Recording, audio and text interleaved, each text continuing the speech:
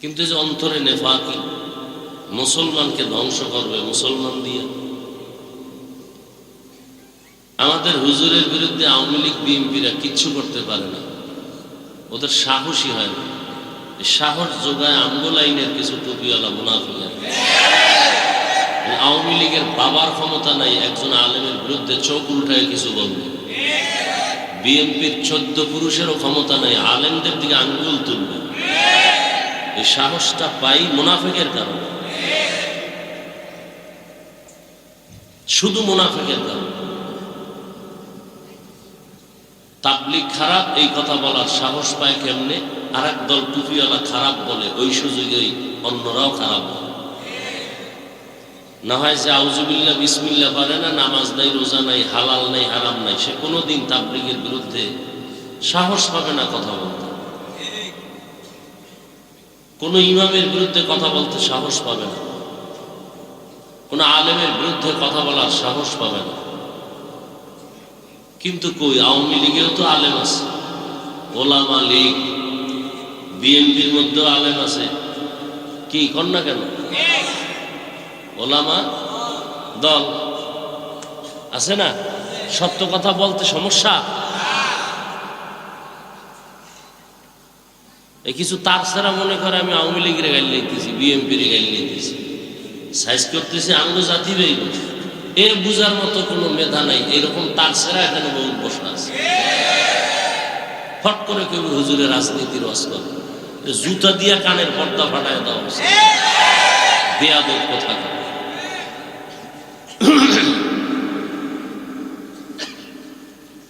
আওয়ামী লীগ করে এরকম আলেম নাই, বিএনপির মধ্যে আলেম নাই।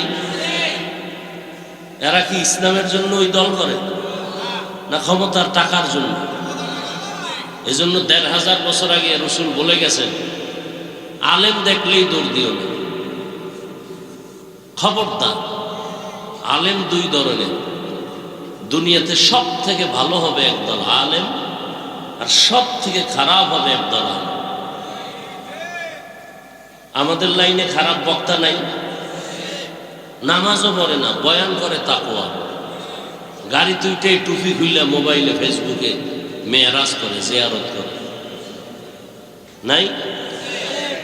হাদিয়া না পাইলে লাইক দেয়, আছে না নাই? এই আমার সাথে বেদবি করছে, আপনারা কোথায় আছেন দেখেন, নাইলে কমিটি সব রাতের ঘুমে মরে যাবে। লাইক দেয়। আর আমি লাইভ কি জিনিস বুঝি না। এই যে মোবাইলে বই আছে সব ফেরেশতা। কোন বাপের বেটা থাকলে দাঁড়ায় বলেন তো, হাফিজ ভাই টাচ মোবাইল চালাই আমি, কিন্তু কোনো গুনাহ হয় না হাতের, চোখের, কানের, জবানের, অন্তরে। আপনার কপালে চুমা খাবো বলেন তো? এবার বুঝেন তাহলে আপনাদের চরিত্র বেশি সুবিধা নেই। যারা টাচ মোবাইল চালায় এদের চরিত্র বেশি। সত্য কথা বলতে টেনশন করেন? যদি থাকে দাঁড়ান, আমি স্টেজ থেকে নিচে এসে আপনার কপালে চুমা খাবো যে আপনি টাচ মোবাইল চালান কিন্তু গুনাহ করেন না। কত চরিত্রহীন আছে টাচ মোবাইলের মধ্যে লক নাম্বার দিয়ে রাখছে, বউকে জানায় না। এই স্বামী নিঃসন্দেহে চরিত্রহীন, নিঃসন্দেহে চরিত্রহীন। ওর চরিত্র ভালো না। না হয় ওর মোবাইলের পাসওয়ার্ড বউ জানবে না কেন? কথা বলেন না কেন? ওটা কুলাঙ্গা, স্বামী নামের কলঙ্ক, চরিত্রহীন।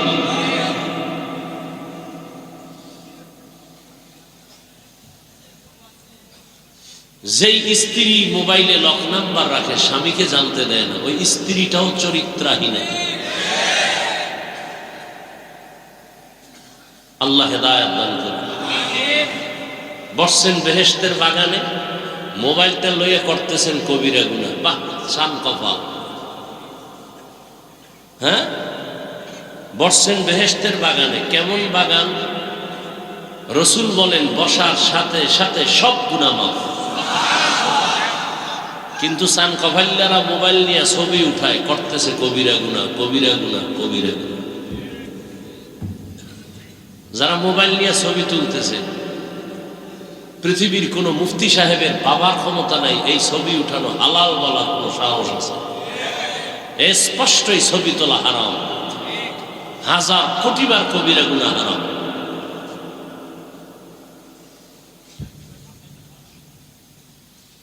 আল্লাহ হেদায়েত দান করুন। কিছু চালাক আছে, চালাক, অতি চালাক, শুধু চালাক না। কি চালাক? চালাক ভালো, অতি চালাক, অতি চালাকের আর এক নাম বেয়াদব। চালাক ভালো, কি ভালো না? অতি চালাকের আর এক নাম কি? বেয়াদব। এরা বলবে হাফিজ ভাই এত জোরে ফতুয়া দিলেন, এই যে এতগুলো ক্যামেরা বয়ে রয়েছে এগুলো কিছু বল না। ও মনে করছে আমি বলদ, আমি প্রশ্নের উত্তর না যাই না বয়ানে বসছি। আল্লাহ হেদায়েত দান করুন। সংসার ধ্বংস হয়ে গেল এই মোবাইল। সন্তান মা বাবাকে জবাই করে, পেছনে কাজ করে মোবাইল। মা বাবা সন্তানকে হত্যা করে, ভাই ভাইকে জবাই করে, সহযোগিতায় কাজ করে কি? মোবাইল। ছাত্রদের লেখাপড়া ধ্বংস, কি কারণে? মোবাইল। চরিত্র শেষ, শারীরিক দুর্বলতা দিন দিন, হার্ট দুর্বল, চোখের পাওয়ার দুর্বল, কিডনি দুর্বল। কিসের কারণে? অথচ ডাক্তার দেখায় আমার কিডনি যেন নষ্ট না হয়, চোখ যেন নষ্ট না হয়, অথচ অনায়াসে আমাদের পুরো বডি নষ্ট হয়ে যাইতেছে। কিসের কারণে? এ খবরও নাই, অনেকে বিশ্বাসও করে না। কি বলে না, আমি হুজুরে বলছি তো এই জন্য কানে ঢুকে না। গুগলে সার্চ দাও যুবকেরা, বাসায় গিয়া টাচ মোবাইল দেখলে শরীরের অঙ্গের কি কি ক্ষতি হয় সব বেরিয়ে আসবে। চিকিৎসা বিজ্ঞানী সব ওপেন থিওরি দিয়ে রাখছে যে কি কি অঙ্গের ক্ষতি হয়, চোখের কি ক্ষতি হয়, কানের কি ক্ষতি হয়, ব্রেনের কি ক্ষতি হয়। এই যে মোবাইল মাথার পাশে রাখে রাত্রে অনেকে ঘুমায়, মোবাইল ব্রাস্ট হয়ে যায়, মোবাইল ব্রাস্ট হয়ে আগুন লেগে মাথা নষ্ট। কারণ এটার মধ্যে একটা ম্যাগনেট আছে। এই যে বাড়ির ছাদের উপরে টাওয়ার লাগায় মোবাইল আছে না নাই? দেখবেন যত ঠাড়া পড়ে বিজলি সব ওই টাওয়ারে টানে। 3 কিলোমিটার যত বিজলি হবে সব টাওয়ারে টানবে। এবং এই টাওয়ারের আশেপাশে যারা থাকবে ওদের ব্রেন নষ্ট হবে, দিন দিন ঘাটতি হবে, ব্রেন হারবে না। এটা আমার আব্বার কথা, এ তো চিকিৎসা বিজ্ঞানীদের থিওরি। যত আধুনিকতা তত মরণ ফাঁক। ফ্রিজ আসছে, খাওয়ার ভিটামিন হজমে লাগছে। ফ্রিজ আসছে, খানার ভিটামিন কি হয়ে গেছে? কথা বলেন না কেন? এটি লেখেন। ফ্রিজের যত ভাত আছে, ভাত ফ্রিজে রেখে যদি আপনি খান, 100 না ওভার 100 চ্যালেঞ্জ, আপনার কোনোদিন ডায়াবেটিস হবে না। এই ভাতে ওজন বাড়তে পারে কিন্তু ডায়াবেটিস হবে না। এবার বুঝেন যে ফ্রিজ কি পরিমাণ ভিটামিন আপনাকে সাপ্লাই দিতেছে। ফ্রিজে ভাত রাখবেন, এটা যদি আপনি গরম করে খান বা ঠান্ডা খান, পেটও ভরবে কিন্তু কোনো ডায়াবেটিস হবে? আসতে বলেন কেন? কত পার্সেন্ট বললাম? ওভার 100 বলছে। শরীরে ওজন বাড়বে সেটা ভিন্ন বিষয়। খাইবেন আর বাথরুম বোঝাই করবেন, কাম করবেন না, তো ওজন বাড়বেই। রাইস কুকারে কারেন্টে ভাত রান্ধে, ভাত আছে না, ভিটামিনের গোষ্ঠীও নেই। মাছ, ইলিশ মাছ কত মজা, 1 মাস ফ্রিজে রাখেন না, কি মজা পান। আর এমনি তো আল্লাহর কুদরতে ইলিশের মজা নাই, আগের সেই ইলিশের ঘেরানো নাই, তেলও নেই। কি আছে? সব ইন্ডিয়ানরা লয়ে গেছে।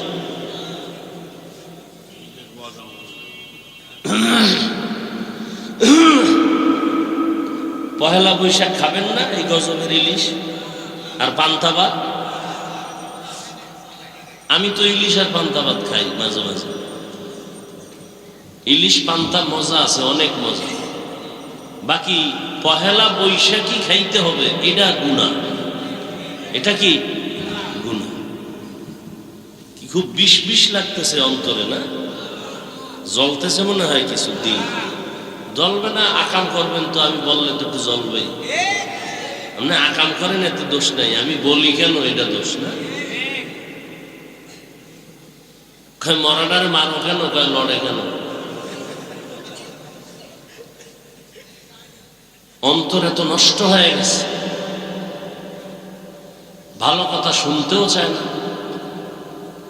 চোখের চশমার আয়না কালো, এসে প্যান্ডেলে কয় বাতি কালো কেন? কেয়ামত আসলো নাকি? বলে তোর চোখের উপরে কেয়ামত আসছে, মাঠে আসে না। সমস্যা বাতির না চোখের? চোখের। তাবলিগ ভালো, পীর মুরিদি ভালো, কওমি মাদ্রাসা ভালো, আলেম ওলামা ভালো, যারা ভালো বলে না এদের অন্তর খারাপ। এই বক্সে আওয়াজ হয় না কেন? এই বক্সে আওয়াজ হয় না কেন? এই মনিটরে আওয়াজ দাও, মনিটরে।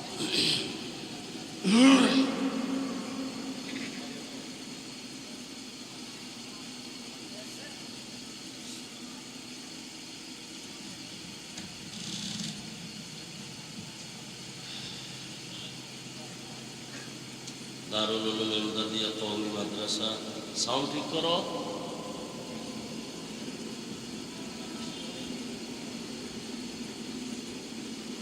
বাড়িনগর বাজার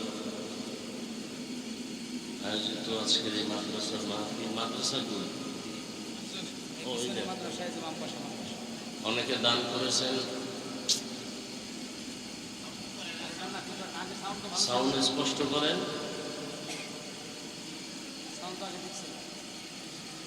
আপনাদের কাছে ব্যাগ রুমাল নিয়ে যাবে, নগদ সবাই কিছু দেওয়ার চেষ্টা করি, 1000, 500, 100 যা পারি।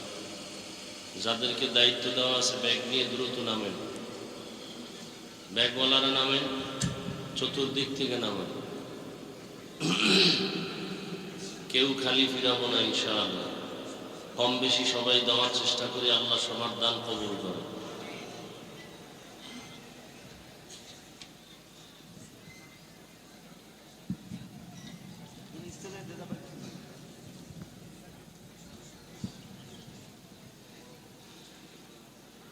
চতুর্দিক থেকে হাঁটেন, দ্রুত হাঁটেন। রিভাব দাও, রিভাব, ইকো যেন না হয়।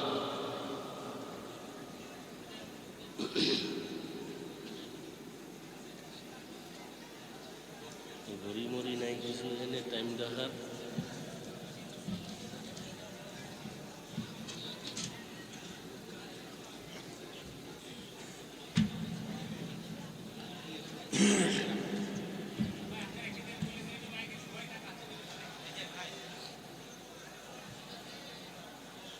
আওয়াজ না করি, ধৈর্যের সাথে সবাই বসি, কথা না বলি,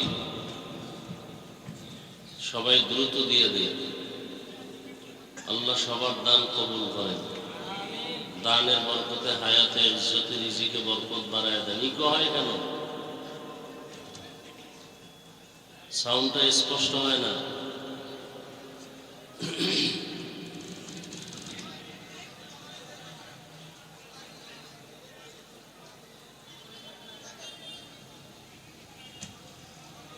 আলহামদুলিল্লাহ, আলহামদুলিল্লাহ الذي جعل الشمس والقمر بحسبان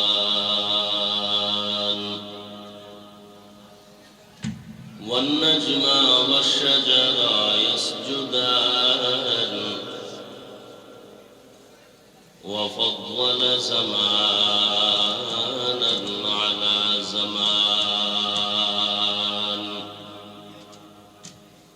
كما فضل مكانا على مكان وإنسانا على إنسان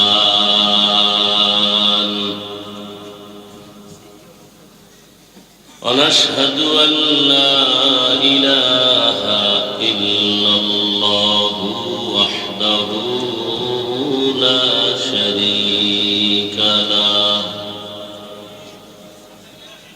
لا ضد له ولا ند له ولا مثل له ونشهد أن سيدنا وسندنا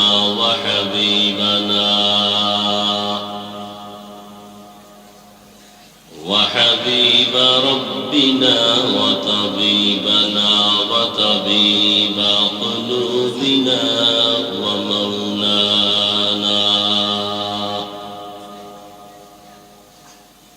ومولانا محمدا عبده ورسوله اللهم صل على محمد وعلى آل محمد كما صليت على إبراهيم وعلى آل إبراهيم إنك حميد مجيد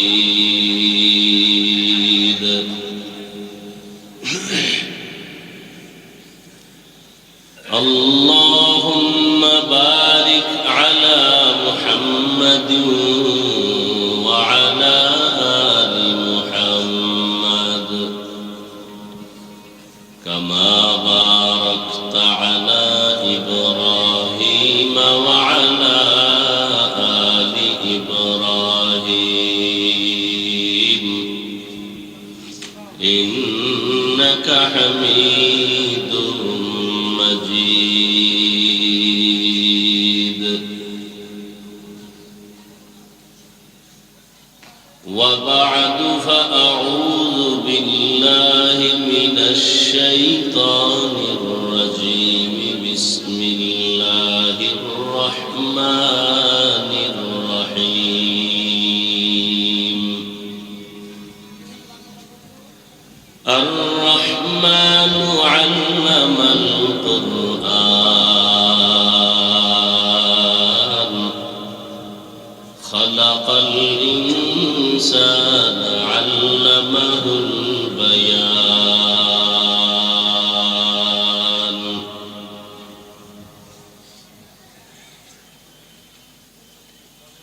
وقال النبي صلى الله عليه وآله وسلم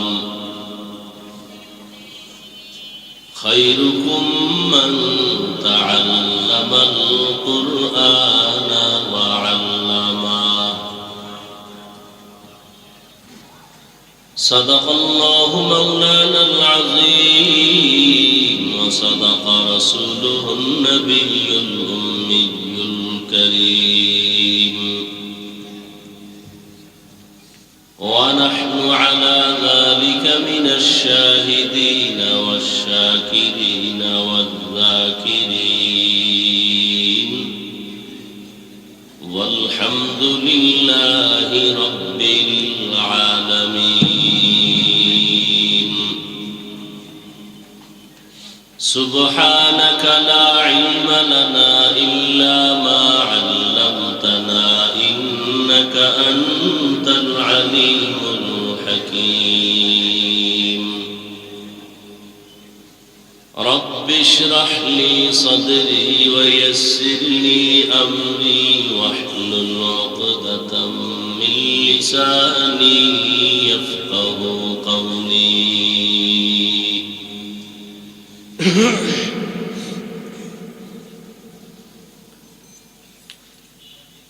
सूरज ने दिया अपनी शुआओं को ये पैगाम सूरज ने दिया अपनी शुआओं को ये पैगाम दुनिया है अजब चीज को भी सुबह को भी शाम दुनिया है अजब चीज को भी सुबह को भी शाम दुनिया में हो दुनिया का तलबगार नहीं हो दुनिया में हो दुनिया का तलबगार नहीं हो, बाजार से गुजर हो खरीदार नहीं हो, बाजार से गुजर हो खरीदार नहीं हो। मकबूल है शाद है काबिल तो बहुत है, आईना के मानिंदे तू नहीं दिल तो बहुत है, आईना के मानिंदे तू नहीं दिल तो बहुत है।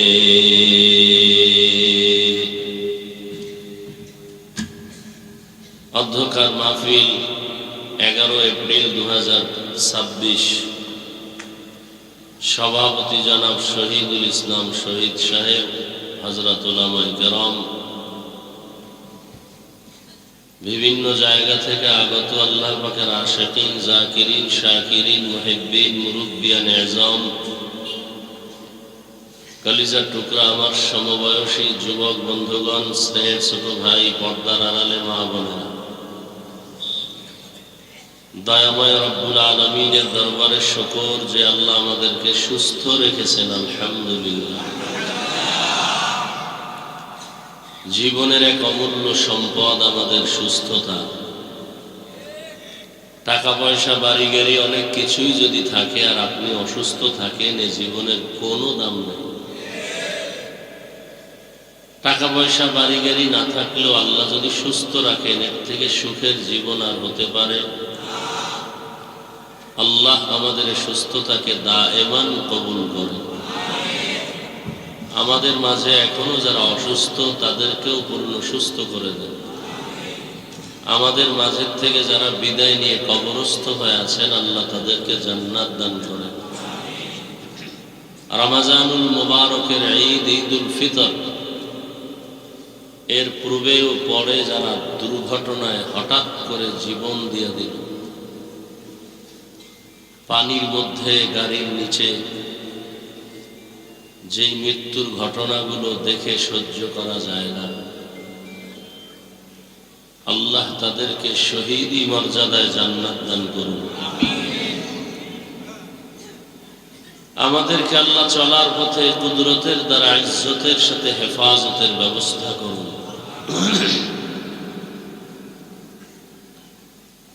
উলামায়ে হযরত আলোচনা করেছেন, আপনারা ধৈর্যের সাথে শুনছেন।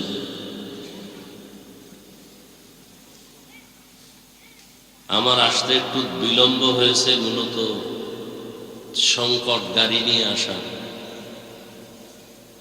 তেলের সমস্যা, যুদ্ধের পরিস্থিতি কারণে এক পর্যায়ে নিয়ত করেছিলাম আজকে আর আসা হবেই না। মাগরিবের সময় ভিন্ন ব্যবস্থা করে এরপরে আসছি, রওনা দিয়েছি মাগরিবের নামাজের পরে ঢাকার থেকে। যদি গাড়ি না হতো তো আজকে আর আসতাম না।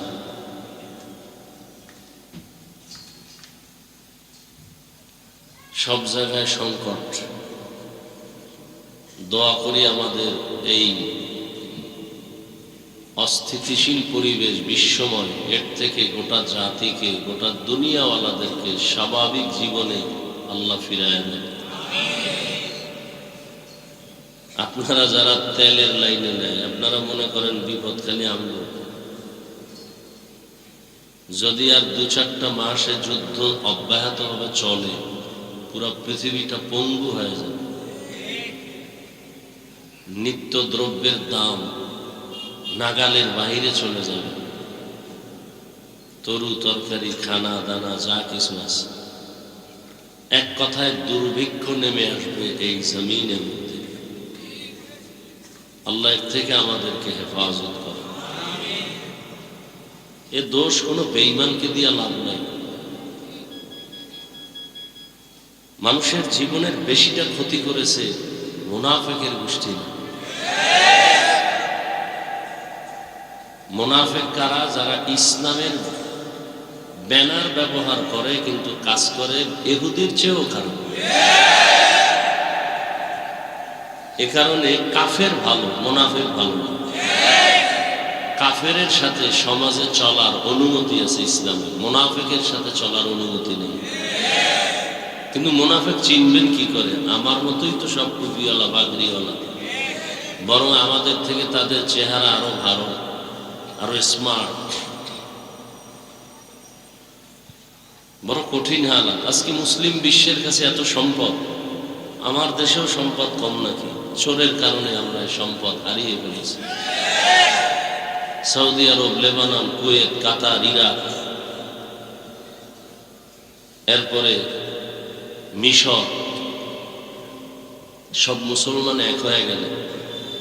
আমেরিকা কেন, রাশিয়া কেন? কোন বেঈমানের চোখ উঠায় তাকাবারও তো সুযোগ নেই। কিন্তু যে অন্তরে নেফাকি, মুসলমানকে ধ্বংস করবে মুসলমান দিয়ে। আমাদের হুজুরের বিরুদ্ধে আওয়ামী লীগ, বিএনপিরা কিচ্ছু করতে পারে না, ওদের সাহসী হয় না। সাহস যোগায় আমগো লাইনের কিছু টুপিওয়ালা মুনাফিক। আওয়ামী লীগের বাবার ক্ষমতা নাই একজন আলেমের বিরুদ্ধে চোখ উল্টায় কিছু বলবে। বিএনপির 14 পুরুষেরও ক্ষমতা নাই আলেমদের দিকে আঙ্গুল তুলবে। এই সাহসটা পাই মুনাফিকের কারণে, শুধু মুনাফিকের কারণে। তাবলীগ খারাপ এই কথা বলার সাহস পায় কেমনে? আর এক দল টুপিওয়ালা খারাপ বলে, ওই সুযোগেই অন্যরাও খারাপ বলে। না হয় যে আউযুবিল্লাহ বিসমিল্লাহ পারে না, নামাজ নাই, রোজা নাই, হালাল নাই, হারাম নাই, সে কোনোদিন তাবলীগের বিরুদ্ধে সাহস পাবে না কথা বলতে। কোন ইমামের বিরুদ্ধে কথা বলতে সাহস পাবে না, কোন আলেমের বিরুদ্ধে কথা বলার সাহস পাবে না।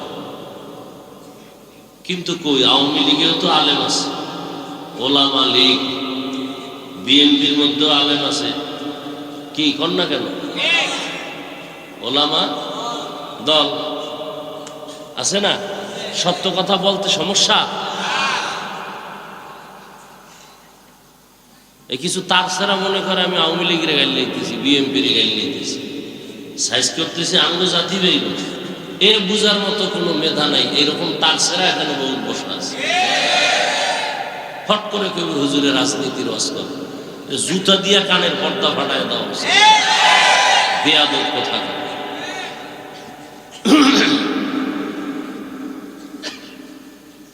আওয়ামী লীগ করে এরকম আলেম নাই, বিএনপির মধ্যে আলেম নাই। এরা কি ইসলামের জন্য ওই দল করে, না ক্ষমতার টাকার জন্য? এজন্য ১৫০০ বছর আগে রসুল বলে গেছেন, আলেম দেখলেই দৌড় দিও না। খবরদার, আলেম দুই ধরনের। দুনিয়াতে সব থেকে ভালো হবে একদল আলেম, আর সব থেকে খারাপ হবে একদল আলেম। আমাদের লাইনে খারাপ বক্তা নাই, নামাজও পড়ে না, বয়ান করে তাকওয়া। গাড়ি তুইটে টুপি খুইলা মোবাইলে, ফেসবুকে মেয়ারাজ করে, জিয়ারত করে। নাই? হাদিয়া না পাইলে লাইক দেয়, আছে না নাই? এই আমার সাথে বেদবি করছে, আপনারা কোথায় আছেন দেখেন, নাইলে কমিটি সব রাতের ঘুমে মরে যাবে। লাইক দেয়। আর আমি লাইভ কি জিনিস বুঝি না। এই যে মোবাইলে বই আছে, সব ফেরেশতা। কোন বাপের বেটা থাকলে দাঁড়ায় বলেন তো, হাফিজ ভাই টাচ মোবাইল চালাই আমি, কিন্তু কোনো গুনাহ হয় না হাতের, চোখের, কানের, জবানের, অন্তরে। আপনার কপালে চুমা খাবো বলেন তো? এবার বুঝেন তাহলে আপনাদের চরিত্র বেশি সুবিধা নেই। যারা টাচ মোবাইল চালায় এদের চরিত্র বেশি। সত্য কথা বলতে টেনশন করেন? যদি থাকে দাঁড়ান, আমি স্টেজ থেকে নিচে এসে আপনার কপালে চুমা খাবো যে আপনি টাচ মোবাইল চালান কিন্তু গুনাহ করেন না। কত চরিত্রহীন আছে টাচ মোবাইলের মধ্যে লক নাম্বার দিয়ে রাখছে, বউকে জানায় না। এই স্বামী নিঃসন্দেহে চরিত্রহীন, নিঃসন্দেহে চরিত্রহীন। ওর চরিত্র ভালো না, না হয় ওর মোবাইলের পাসওয়ার্ড বউ জানবে না কেন? কথা বলেন না কেন? ওটা কুলাঙ্গা, স্বামী নামের কলঙ্ক, চরিত্রহীন।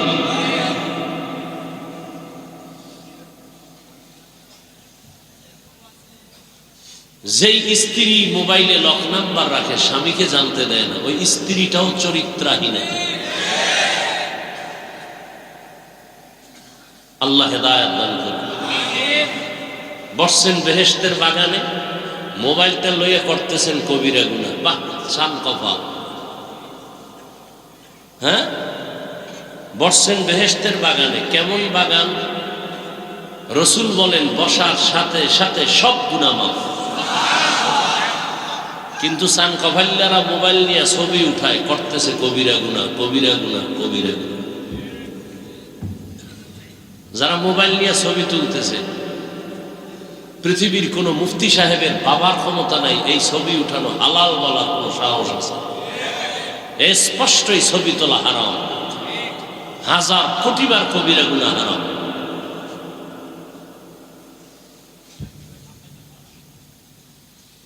আল্লাহ হেদায়েত দান করুন। কিছু চালাক আছে, চালাক, অতি চালাক, শুধু চালাক না। কি চালাক? চালাক ভালো, অতি চালাক। অতি চালাকের আর এক নাম বেয়াদব। চালাক ভালো, কি ভালো না? অতি চালাকের আর এক নাম কি? বেয়াদব। এরা বলবে হাফিজ ভাই এত জোরে ফতুয়া দিলেন, এই যে এতগুলো ক্যামেরা বয়ে রয়েছে, এগুলো কিছু কম না? ও মনে করছে আমি বলদ, আমি প্রশ্নের উত্তর না যাই না বয়ানে বসছি।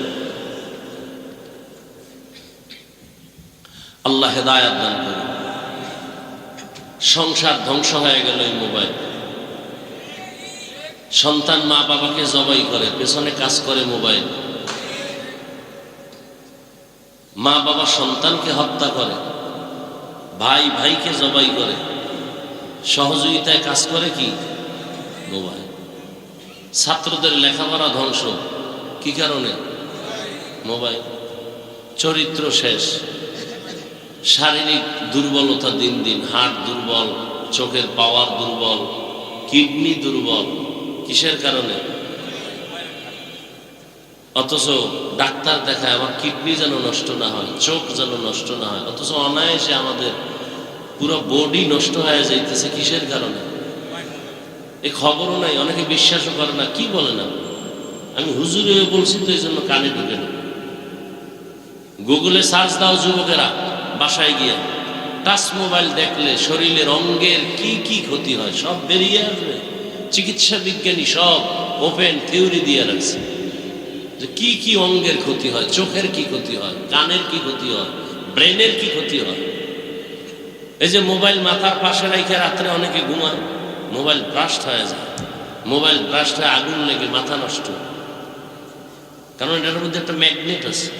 এই যে বাড়ির ছাদের উপরে টাওয়ার লাগায় মোবাইল আছে না নাই, দেখবেন যত ঠাড়া পড়ে বিজলি সব ওই টাওয়ারে টানে। 3 কিলোমিটার যত বিজলি হবে সব টাওয়ারে টানবে। এবং এই টাওয়ারের আশেপাশে যারা থাকবে ওদের ব্রেন নষ্ট হবে, দিন দিন ঘাটতি হবে, ব্রেন ভাববে না। এটা আমার আব্বার কথা, এ তো চিকিৎসা বিজ্ঞানীদের থিওরি। যত আধুনিকতা তত মরণ ফাঁক। ফ্রিজ আসছে, খাওয়ার ভিটামিন হজমে লাগছে। ফ্রিজ আসছে, খানার ভিটামিন কি হয়ে গেছে? কথা বলেন না কেন? এটি লেখেন। ফ্রিজের যত ভাত আছে, ভাত ফ্রিজে রেখে যদি আপনি খান, 100 না ওভার 100 চ্যালেঞ্জ, আপনার কোনোদিন ডায়াবেটিস হবে না। এই ভাতে ওজন বাড়তে পারে কিন্তু ডায়াবেটিস হবে না। এবার বুঝেন যে ফ্রিজ কি পরিমাণ ভিটামিন আপনাকে সাপ্লাই দিতেছে। ফ্রিজে ভাত রাখবেন, এটা যদি আপনি গরম করে খান বা ঠান্ডা খান, পেটও ভরবে কিন্তু কোনো ডায়াবেটিস হবে? আসতে বলেন কেন? কত পার্সেন্ট বললাম? ওভার 100 বলছে। শরীরে ওজন বাড়বে সেটা ভিন্ন বিষয়। খাইবেন আর বাথরুম বোঝাই করবেন, কাম করবেন না, তো ওজন বাড়বেই। রাইস কুকারে কারেন্টে ভাত রান্ধে, ভাত আছে না? ভিটামিনের গোষ্ঠীও নেই। মাছ, ইলিশ মাছ কত মজা, 1 মাস ফ্রিজে রাখেন না, কি মজা পান। আর এমনি তো আল্লাহর কুদরতে ইলিশের মজা নাই, আগের সেই ইলিশের ঘেরানো নাই, তেলও নাই। কি আছে? সব ইন্ডিয়ানরা লয়ে গেছে।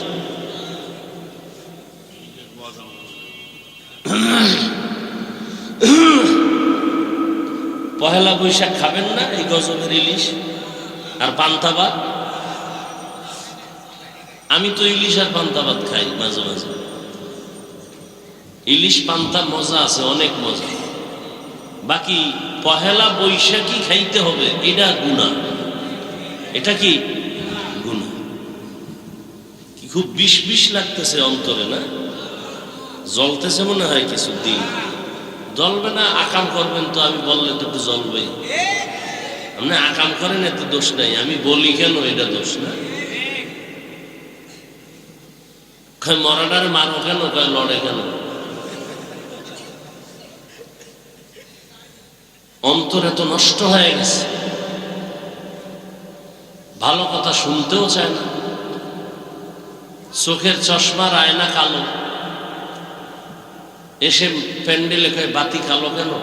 কেয়ামত আসলো নাকি? বলে তোর চোখের উপরে কেয়ামত আসছে, মাঠে আসেনি। সমস্যা বাতির না চোখে? চোখে।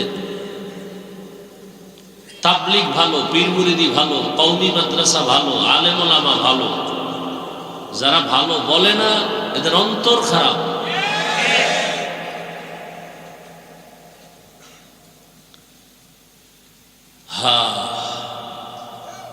কোরআনে হাকিমের সূরাতুর রহমানের শুরু থেকে 2-3 টুকরা আয়াত আমি আপনাদের সামনে পড়েছি। সংক্ষেপ সময় আমি আয়াত এবং রাসূলের একটি হাদিসও পড়েছি। তরজমাটা বলে কিছু ব্যাখ্যা আপনাদেরকে শোনাবো, যদি আপনাদের ধৈর্য থাকে। উঠা বসা করলে আমি আস্তে মোনাজাত দিয়ে নেমে যাব, কারণ জোর করে বয়ান শোনাবার জন্য আল্লাহ আমাদেরকে পাঠায় নাই। লা ইকরাহা ফিদ্দীন, জোর করে কাউকে নামাজি বানানো যাবে না, বানাইলে সওয়াব হবে না। জোর করে কাউকে কালেমার রশি গলায় দেয়া যাবে না, দিলেও কোনো সওয়াব। যে দাড়ি রাখবে না তাকে জোর করে দাড়ি রাখানো যাবে না, রাখাইলে সওয়াব। তাহলে কি করা যাবে? শুধু বুঝানো যাবে। এই ওয়াজ মাহফিল শুধু বুঝাইতেছি, এটা করলে লাভ, এটা করলে ক্ষতি, এই বুঝিয়ে দিতেছি। তাবলীগ ওয়ালাদেরও একই কাজ। তবে ভাষা হয়তো কারোটা একটু নরম, কারোটা গরম, মানুষ হিসাবে সেক্ষেত্রে ক্ষমা চাই। আল্লাহর কাছেও ক্ষমা চাই, আপনাদের কাছেও ক্ষমা চাই। মানুষ হতে পারি না। মানুষ হতে পারলে তো যারা মানুষ হয়েছিলেন এগুলো বয়ান লাগে না। চট্টগ্রামের পটিয়া থানার মেইন কেন্দ্রে একটি মাদ্রাসা আছে, বিশাল বড় জামিয়া ইসলামিয়া পটিয়া মাদ্রাসা। ওই মাদ্রাসার বাণী প্রতিষ্ঠাতা মুফতি আজিজুল হক রহমতুল্লাহ আলাইহি, এরা মানুষ ছিলেন। স্টেজে বসে নাহমাদুহু বললেই পুরো ময়দানের মধ্যে একটা কিয়ামতের আলামত শুরু হয়ে যায়। এরা ছিলেন মানুষ। এদেরকে দেখলেই জাহান্নামী মানুষগুলো জান্নাতের পথে আসার জন্য পাগল হয়ে যায়। আমরা মানুষ হইতে পারি না। বক্তা হয়েছি ঠিক, মাওলানা হয়েছি এটাও ঠিক, মানুষ হতে পারি না। মানুষ বড় ভিন্ন জিনিস। মানুষকে আবার বয়ান করবো কেন?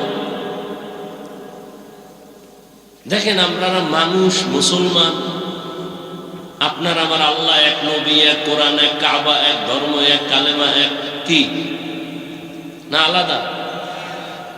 অথচ আমি দাড়ি রাখি, আপনি দাড়ি রাখতেই চান না। আপনিও মুসলমান, আমিও মুসলমান, আপনার আল্লাহ আমার আল্লাহ দুই না এক? তাহলে আপনাকে দাড়ির জন্য আলাদা বয়ান দিতে হবে কেন? টুপির জন্য বয়ান দিতে হবে কেন? সুন্নতের বয়ান দিতে হবে কেন? সুদের বিরুদ্ধে আপনাকে বুঝাতে হবে কেন? ঘুষের বিরুদ্ধে আপনাকে বয়ান করে বুঝাতে হবে কেন? ওই যে একটু আগে বলছি, আসলে মানুষ হতে পারে না। যেই বয়ান আলেম ওলামারা, তাবলীগ ওয়ালারা, পীর সাহেবরা জুমার বয়ানে যেই পরিমাণ আপনাদের বয়ান করে, এর 1000 ভাগের 1 ভাগ বয়ান খালি হিন্দুদের করলে ওরা সব মদিনার আশেক হয়ে যেত। আর আপনি বয়ান শোনার পরে বিড়ি মোনাজাত দিয়ে গেছে, বিড়ি টানতে টানতে যাইতেছে। এরকম আছে না নিমো খারাপ? কি বয়ান শুনলো? মোনাজাত দেওয়ার পরেই বিড়িতে, মোনাজাতে বোধহয় বিড়ি চাইছে। সুদের টাকায় ব্যবসা, বাহাদুরি ভাব, খায় হারাম, করে মায়ের আপন গর্ভধারিণী মায়ের সাথে জিনার গুনাহ, বাহাদুরি করে। যারা সুদের সাথে জড়িত 24 ঘন্টা কার সাথে জিনার গুনাহ করে? গর্ভধারিণী আপন মায়ের সাথে জিনার গুনাহ। এই কথা বললে সুদখোরের মনে শান্তি না কষ্ট? কিছু কিছু তার ছেলেরা মনে করবে হুজুরে আমারে চিনল কেমনে, যে বৈশেই যে আমারে ধরল। চিন্তা করছে সুদ খাওয়া হালাল না হারাম? যারা সুদের সাথে জড়িত এদের নামাজ কবুল হবে না, রোজা কবুল হবে না, হজ কবুল হবে না, তেলাওয়াত কবুল হবে না, মাদ্রাসা করলে সওয়াব হবে না, মসজিদে দান করলে সওয়াব হবে না, মোনাজাত দিলে কবুল হবে না। আরো শুনবেন, তওবা না করে মরলে চিরস্থায়ী জাহান্নাম। কয়দিনের জন্য জাহান্নাম? হ্যাঁ, এটি লিখে রাখেন, এটি কেউ বলবে না, বলার সাহস নাই, বলতেও পারবে না, কারণ শিয়ালের হাতে মুরগি আমানত। আমি বলে গেলাম, আমি চিন্তা করছি একদিন আসছি, আর জীবনে না আইলাম। আইসি যেহেতু জনমের মতো বলে যায়, কিন্তু মসজিদে আগামী জুমায় যদি এই বয়ান চলে, সূর্য ডুবার পরেই নোটিশ আসবে, ইমাম সাহেব 1 মাসের ছুটি। বলবে কেন? বলবে শিয়ালের হাতে মুরগি দিলে যা হয়, মসজিদ মাদ্রাসার চাবি সুদখোরের হাতে দিলে তাই হয়।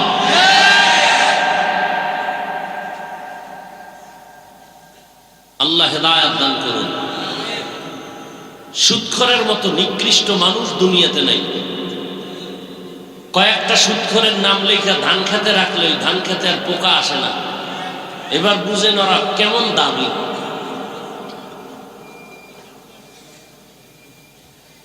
তবে আপনি লিখে দিলে হবে না, ভালো কোনো আমলওয়ালার দ্বারা লেখাই নিতে হবে। আপনি তো হাত না পাক, চোখ না পাক, জিহ্বা না পাক, অন্তর না পাক, আপনার কাজ হবে না। রাগ করতেছেন? আরে আমি আপনাকে এলাকায় থাকবো, এত ভয় কি? ইমাম সাহেব বললে না ভয় আছে যে আগামী জুমায় পরের জুমায় দেখা হইবে, একটু লজ্জা। হ্যাঁ, আল্লাহ হেদায়েত দান করুন। আয়াত হাদিসের তরজমাটা বলে নেই। আর রহমান আল্লামাল কুরআন খালাকাল ইনসান আল্লামাহুল বায়ান। কি আপনাদের এই আয়াতগুলো মোটামুটি জানা আছে না? হ্যাঁ, এই আয়াতের বিষয়বস্তু হলো মানুষ কাকে বলে। একটু আগে বলছি না আমরা মানুষ হতে পারি না, এই ব্যাখ্যাটা শুনলে বুঝবে না আসলেই আমরা কুত্তার চেয়েও খারাপ। হিংসা করা এটা কি মানুষের স্বভাব না কুত্তার স্বভাব? তাহলে আমি দেখতে মাওলানা মানুষ, কিন্তু হিংসা থাকলে আমার চরিত্রটা কুকুর থেকেও খারাপ। দলিল কোরআনের আয়াত 9 পারা সূরা আরাফ। সুযোগ আসতেছে বলবো, সময় থাকবে। আসলে বয়ান করার উদ্দেশ্য কি? বয়ানের মূল উদ্দেশ্য হলো জাহান্নাম থেকে জান্নাতের রাস্তা দেখানো।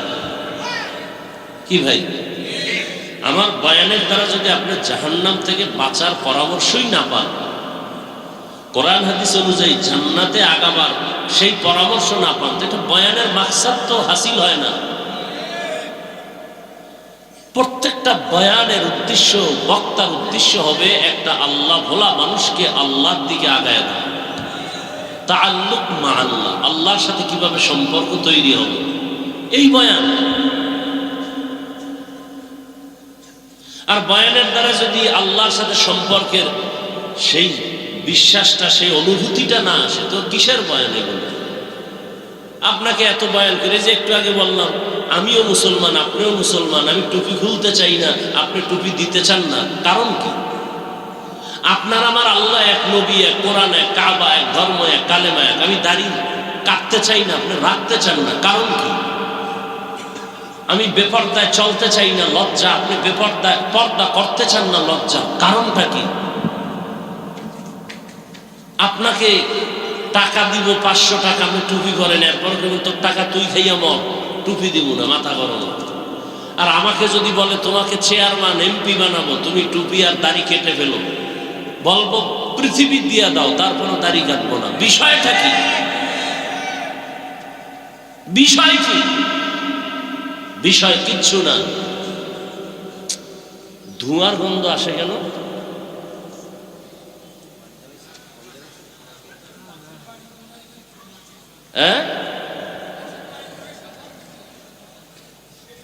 প্রচন্ড ধোঁয়ার আসতেছে, গন্ধ, বিড়ির গন্ধ না, ধোঁয়া ধোঁয়া ধোঁয়া, এটা কোথাও কিছু জ্বালাচ্ছে,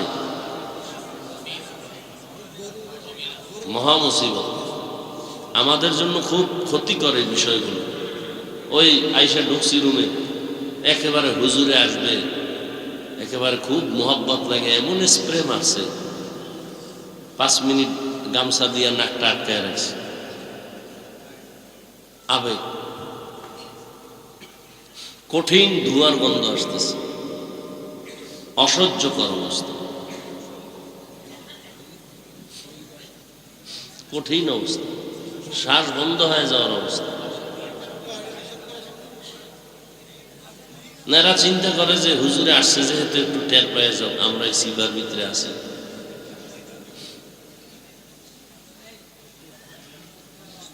কতটা ক্ষতিকর এগুলো। ফ্যান দিলে দিতে হবে সামনে থেকে, সামনে থেকে এদিকে দিতে হবে, তাও আস্তে দিতে হবে, জোরে না। আবার তো আর এক মেশিন ছাড়লেন আওয়াজ দিয়ে, বন্ধ করেন।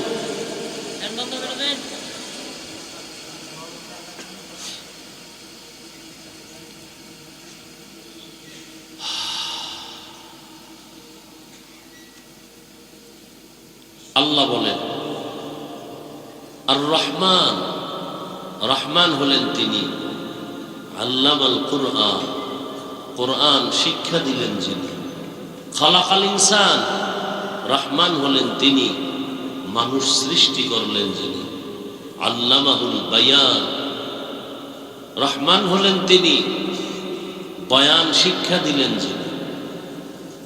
নবীজি বলেন খায়রুকুম মান তাআল্লামাল কুরআনা ওয়া আল্লামা,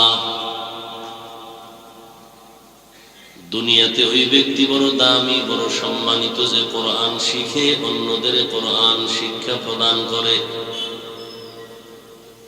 তর্জমা শেষ। হাদিসের উপরে 2-4 মিনিট কথা, এরপরে আয়াত নিয়ে কথা বলি। নবীজি বলছেন দুনিয়াতে শ্রেষ্ঠ ওই ব্যক্তি যে কোরআন শিখে, বলেন না কেন, সহযোগিতা করেন, অন্যকেও শিক্ষা দেয়, তাদের মতো দামি আর কেউ নাই।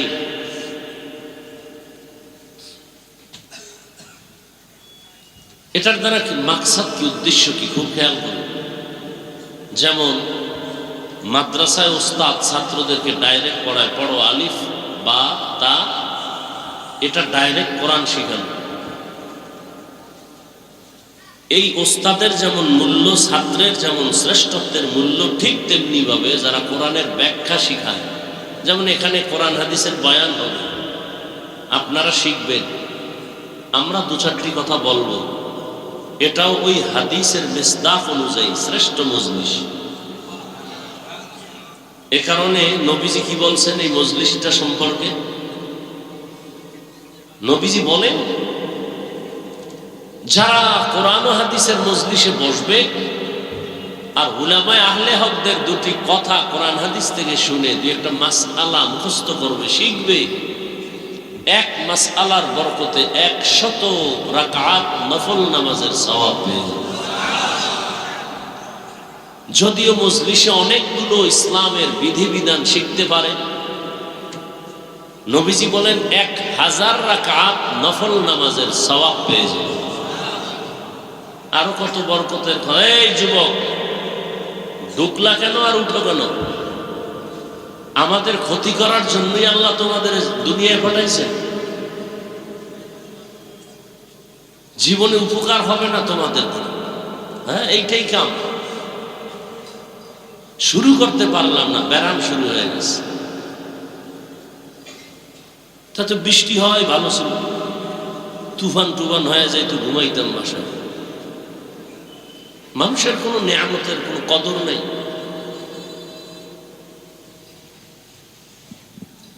বসার যদি দীর্ঘ টাইম বসার অভ্যাস না থাকে, কেন আমাদের চোখের নজরে থাকেন? আপনারা দূরে থাকেন, কমিটি মাইক লাগাইছে না দূরে? আপনাদের ব্যারামওয়ালাদের জন্যই তো এত দূরে মাইক লাগানো, যে বহু দূরে বসে বিড়ি টানবেন আর ওয়াজ শুনবেন, ফজর নামাজ না পড়ে ঘুমাবেন, খালাস। আমাদের সামনে আসবেন, বসবেন, আবার ডিস্টার্ব কেন করবেন? অন্যের ক্ষতি কেন করবেন বলেন? কত মানুষ বসে বয়ান শুনতেছে, আপনি উঠে গিয়ে কতটা ডিস্টার্ব করেন।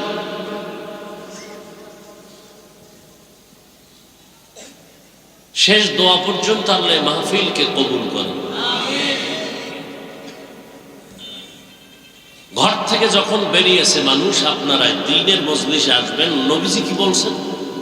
প্রত্যেকের সাথে ৭০,০০০ রহমতের ফেরেশতাকে আল্লাহ কাফেলা বানায় দিয়েছে। কতক্ষণ তারা আছেন? ঘর পর্যন্ত পৌঁছা পর্যন্ত। এরা কি করবেন? এরা শুধুই আপনাদের আমাদের জন্য আল্লাহর কাছে মাগফিরাত চাইবেন, আমাদের গুনাহ মাফ চাইবেন। শুধু কি তাই? এই যে একটা প্যান্ডেল এখানে জমিনে বসা, ঠিক এমন একটা মজলিস আরশে আজিমে আল্লাহ মিলায়া ফেরেশতাকে নিয়ে বসে। সেখানে কি আলোচনা করতেছে? আমরা এখানে আলোচনা করি আল্লাহর গুণগান, ওখানে আলোচনা হচ্ছে আমাদের গুণগান। আল্লাহ বলতেছেন এই মানুষগুলো বসলো কেন? অনেক বড় হাদিস। কেন আসছে এরা? টাকা চায় কেন? বাড়ি না, গাড়ি না, কেন? আল্লাহ আপনাকে চায়, আর জান্নাত চায়, আর জাহান্নাম থেকে মুক্তি চায়। নবীজি বলেন, আল্লাহ জিজ্ঞাসা করেন ফেরেশতারা আমাকে দেখছে না? যদি দেখতো, আল্লাহ তো কলিজা ফেটে আপনার জন্য পাগল হয়ে মরে যেত। আমার জান্নাত দেখছে? কয় না। যদি দেখতো? দেখলে তো পাগল হয়ে সারা জীবন জান্নাতের দিকে দৌড়াতো। জাহান্নাম দেখছে বলে না। যদি দেখতো, জীবন দিয়া হলো ওই জাহান্নাম থেকে ভাগার চেষ্টা করতো। আল্লাহ বলেন, তোমরা যেহেতু সাক্ষী দিলে, এবার তোমরা সাক্ষী থাকো। আমি বলতেছি, এরা এখানে আসা মাত্র আমি সবার জীবনের সব গুনাহ মাফ করে দিই। কয় কিছু লোক তো শুনতে আসে না, তামসা দেখতে আসছে। কেমন হুজুর? চেহারা দেখতে আসছে। কোন দলের হুজুর? টুপির সাইজ কি? এরকম আছে না কিছু? এগো কি করবেন? কয় এগো মাফ করে দিল। কেন? কয় চিটা যেমন ধানের দামে বিক্রি হয়ে যায়, ঠিক যারা এখানে আল্লাহর মহব্বতে আসছে এরা ধানের সমতুল্য, যারা আসছে শুধু তামাশা দেখতে এরা চিটার সমতুল্য। তো দুনিয়াতে যদি একটা কি বলে যেটার দাম নাই, একটা চিটা, এটার যদি মূল্য থাকে ধানের সাথে এটার বিক্রি হয়, কেউ বলে না যে চিটা আলাদা করো, ধানগুলো আমাকে দাও, বলে না। তাহলে দুনিয়ার মানুষ যদি এটাকে করতে পারে, তা আমি তো আরো দয়াময়। আর মানুষ তো আমিই বানাইছি, আমি কেন করব না? যারা আসছে আমাকে পাওয়ার জন্য আর আমার মজলিসের কাছে আসছে। একটা লোক আতরের দোকানের পাশে দাঁড়ানো, দাঁড়ায় ঘেরান পাইতেছে মজা, আর একজনে কিনা পকেটে নিতেছে। ওই লোকটারও মনে চায় কি চায় না? চায়, কিন্তু টাকা নেই।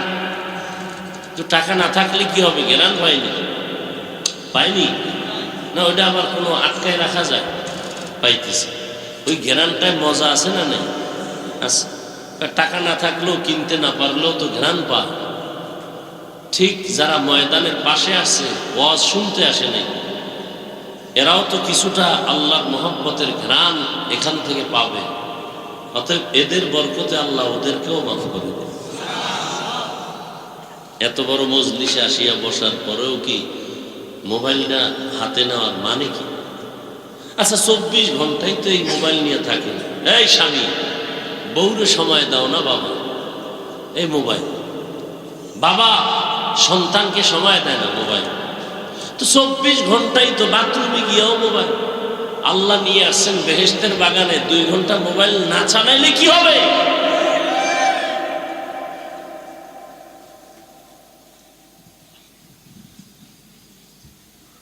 সবসময় তো মোবাইল নিয়ে থাকেন। বেহেশতের বাগানে 1-1.5 ঘন্টা মোবাইল হাতে না আনলে কি হবে, কি ক্ষতি হবে বলেন?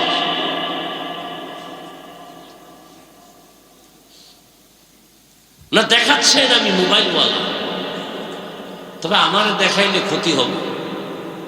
বয়ানের পরে দেখবেন জিনেরা মোবাইল নিয়ে গেছে, বহু জিন এখানে আছে মোবাইল নেওয়ার জন্য। জিনেরা দেখা যায়, মোবাইল চোরেরও দেখা যায়। খালি কপালে হাত দিয়া মাইকলারা কেউবে মোবাইল ঘোষণা দাও, আবার ওই স্টেজের তলে জুতার তলে খুঁজে মোবাইল নিয়েছে, জিনের তলে খুঁজে মোবাইল, এখানে মোবাইল আছে। মোবাইল দেখাইন না, জিনরা দেখলেই কিন্তু টার্গেট করবে যে না এইটা নিলে 2 দিনের বাজার হবে। দেখাইন না, জিনেরা দেখলেই কিন্তু নিয়ে যাবে। শেষে আমও যাবে, সালাও যাবে। আল্লাহ, তাহলে এটা একটা শ্রেষ্ঠ মজলিস। কিসের কারণে? কোরআনের কারণে। কিসের কারণে?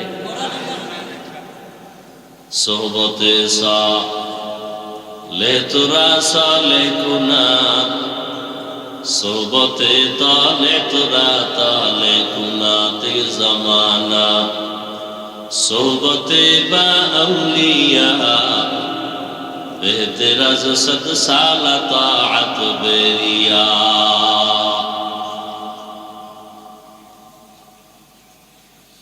কোরআনের বরকতে এত সম্মান। কোন একজন আহলে হক উলামায়ে কেরামের কেউ দামি কোন বুজুর্গ, তাহাজ্জুদওয়ালা কোন আলেম কোন এলাকা দিয়ে যদি হেঁটে যায়, কোরআনের বরকতে আলেমের কারণে ওই এলাকার কবরের আযাব আল্লাহ মাফ করে দেন। নবীজিরে আর দেখা যাবে না, আর নবী আসবেন না আমাদেরকে কালেমার দাওয়াত দেওয়ার জন্য। নবী বলেন আমার জায়গায় আমার একদল নিরেট বন্ধু থাকবে, তারা হবে উলামা। ইন্নাল উলামা ওয়ারাসাতুল আম্বিয়া। উলামায়ে কেরাম আম্বিয়ায়ে কেরামের ওয়ারিস। এদের দাম কত জানো? এরা যতটা কদম দেয়, কদমে কদমে গুনাহ মাফ। সুবহানাল্লাহ। নূরের ফেরেশতারা ইলম ওয়ালাদের পায়ের নিচে তাদের পাখা বিছায়া দেন। হাত্তাল হিতানু ফিল মা, পানির মধ্যে যত মাছ আছে এগুলো কোরআনওয়ালা ইলমওয়ালার জন্য অল টাইম দোয়া করে। ইলমের বরকত, ইলমেরা এজাজ করদান বেহিসাব, খালকেরা দাদান জওয়াবে বা সওয়াব হক না দারত, দোস্তে খলকা জারেরা নিস্তে ই খসলত একে দিনদারেরা। একজনে আলেম না, কোরআন হাদিস জানে, সে যদি সারা রাত দাঁড়ায় দাঁড়ায় যায় নামাজে নামাজ পড়ে, আর একজন আহলে হক আলেম বিছানায় এশার নামাজ পড়ে ঘুমায়, সাধারণ মানুষের নামাজের ইবাদতের চেয়ে আলেমের ঘুমের মূল্য আল্লাহর কাছে বেশি।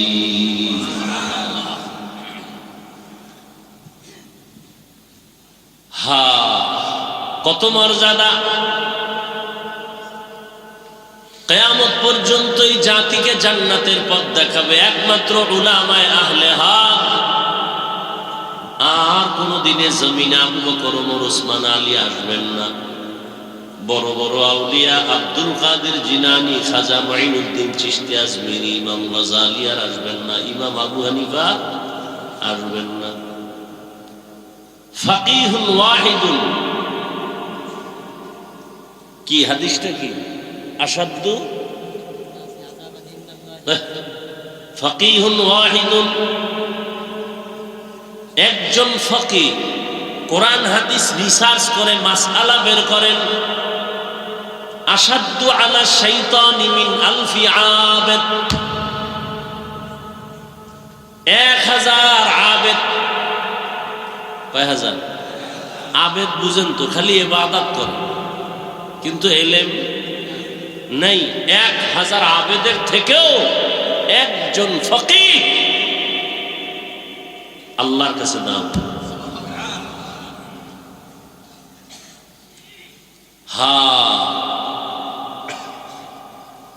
ভাইরা আমার, এই শ্রেষ্ঠ মজলিস পুরা চারপার্শ্ব থেকে নূরের ফেরেশতারা হাতে হাত লাগাইয়া আরশে আজিম পর্যন্ত তারা সিরিয়ালে দাঁড়ানো। এখান থেকে যদি কেউ মোনাজাত দিয়া তওবা করে বিদায় হয়, রহমতের নবী বলতেন মায়ের গর্ভের বাচ্চা যেমন দুনিয়াতে নিষ্পাপ ভূমিষ্ঠ হয়, কোরআনের বাগান থেকে একজন মানুষ ওই রকমই নিষ্পাপ বাড়িতে ফিরে যায়। সোহবতে সালেহ তোরা সালেহ কুনাত, সোহবতে তালে তোরা তালে কুনাত। আল্লাহ রাসূল বলেন, যারা কোরআন শিখে, যারা শিখায় তারা দামি। শুধু তাই না, একজন আলেম কোরআনের হাফেজ এই মাদ্রাসায় পড়ে 5 ওয়াক্ত নামাজ বা জামাত আদায় করেন, কিন্তু গরিব, শীতের পোশাক কেনার টাকা নাই, বাবা খানার টাকা দিতে পারে না। এই ছেলেটা কোরআন পড়ে আর একজনে খানা দেয়, আছে না? মশারি কিনে দেয়, কিতাব কিনে দেয়, জামা কিনে দেয়। কত টাকাওয়ালা আছে বলে, একজন ইতিম সন্তানকে আমি আলেম বানানোর খরচটা মাসে মাসে দিব, দাও মাদ্রাসায় পড়াও। ওই কোরআনের হাফেজটা আলেম হইয়া আল্লাহ থেকে যে পুরস্কার পাবে, ওরে টাকা দিয়া খানা দিয়া সহযোগিতা করে যে আলেম বানানোর পেছনে সহযোগিতা করল, ওই একজন সহযোগী খানা খাওয়ানেওয়ালা হাসরের ময়দানে ওই হাফেজে কোরআনের সমপরিমাণ পুরস্কার পেয়ে জান্নাতে যাবে। হাদিসে পাকে আর এক ঘটনা আছে, হাসরের ময়দানে আল্লাহ পাকের আদালতে একজনের ফয়সালা হবে, জাহান্নামে যাও, কোনো আমল নাই। ফেরেশতা এর হাতে হ্যান্ডকাপ লাগায় দেয়, এর আমল নাই, কোনো নেক আমল, জাহান্নামে পাঠায় দাও। ফেরেশতারা যখন হাতে হ্যান্ডকাপ লাগাইয়া জাহান্নামের দিকে যাবে, এই আসামি বারবার পেছনে ফিরে তাকাবে। আল্লাহ বলবেন, ফেরেশতারা দাঁড়াও, এই বান্দাটা বারবার পেছনে তাকায় কেন? ফেরেশতারা বলেন, আল্লাহ আপনি জানেন, আমরা জানি না। আল্লাহ বলবেন, আমি অবশ্যই জানি। ওই বান্দা বারবার পেছনে তাকাইয়া অপেক্ষায় আছে, আমি রবের একটু দয়া তার উপরে হয়নি, ও চায় আমি একটু দয়া করিনি। আচ্ছা দাঁড়াও তো, দেখি তো কোনো দয়া করার লাইন আছে। নবীজি বলেন, আল্লাহ বলবেন, ফেরেশতারা আমল নামাটা একটু তল্লাশি করো, দেখো কোনদিন কোরআন শিখছেনি। আমল নামা তল্লাশি দিয়ে দেখবে কোনদিন কোরআন হাতেও নেয় নাই। না, আল্লাহ নেয় নাই, কোরআনের সাথে সম্পর্ক নাই। আচ্ছা দেখো তো, কোরআন ওয়ালা যারা, তাদের সাথে একটু সম্পর্ক আসেনি দেখো, এমন একজনের সাথে মহব্বত আছে কিনা যে আলেম। ফেরেশতারা আমল নামা তল্লাশি করে দেখবে এমন কোনো পরিচয় নাই জীবনে আলেমের সাথে মুসাফাও করে নাই। আল্লাহ কইবে এবার শেষবারে একটা ঝাড়া দাও। কি বলবে? দেখো এই বান্দার সাথে এমন কোন বন্ধু আছে নিজে বন্ধুর সাথে আলেমের মহব্বত আছে? ফেরেশতারা তল্লাশি দিয়ে দেখবে, হ্যাঁ এই বান্দার একজন বন্ধু আছে, ওই বন্ধুর সাথে আলেমের সম্পর্ক। আল্লাহ বলেন আজকে তো সুপ্রিম পাওয়ার নিয়ে আমি আল্লাহ বলছি, আমি রহিম নামের দরজা খুইলা রাখছি, রহমান নামের দরজা দিয়া ওই সূত্রে টান দিয়া আলেমের মহব্বতের সূত্রে আমি তাকে জান্নাতি বানায় দিলাম। আতিনা ফি দারে দুনিয়া না হাসান, আতিনা ফি দারে উকবা না হাসান, ইয়া গিয়াসাল মুস্তাগীসিন ইহদিনা লফতিখারা বিল উলুমে ওয়াল গিনা, হর গরিদে নেকো তু তৈয়ার হে, जो न मंगे उससे तू बेजार है। আলেমের এত সম্মান কিসের কারণে বলেন? কোরআন। এ কারণেই তো রহমতের নবী দুনিয়াতে আসছেন। কোন জায়গায় বলতে পারবেন নবীজি আসছেন দুনিয়াতে? কোন জায়গায়? আপনাকে যশোরে? কোথায়? মক্কা নগরীতে আসছেন আমার রহমতের নবী। কেমন অবস্থা যখন মক্কার মানুষ ছিল চরিত্রহীন, লম্পট,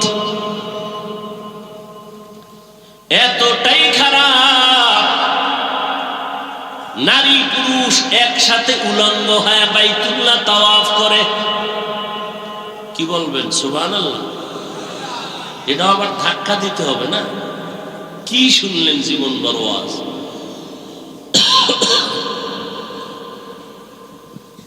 এতটাই খারাপ, ঘরে কোনো কন্যা সন্তান হলেই বাবার মাথা গরম মেরে গলা টিপে মেরে ফেলে। নারী সমাজের বোঝা, নারী দেখতে পছন্দ লাগে না। কন্যা হলেই বাবার মাথা নত হয়ে যায়, সমাজে মুখ দেখাবো কেমনে। ছেলে হলে খুশি। বুঝেন কত খারাপ। ১৫০০ বছর পর আমার দেশের সমাজে এখনো কিছু কুলাঙ্গার আছে, মেয়ে হলে বেজার হয়। আসেনি? বউয়ের সাথে রাগ করে কথা বলে না। এই ফেতনির ঘরের ফেতনি সব মেয়ে দাও কেন?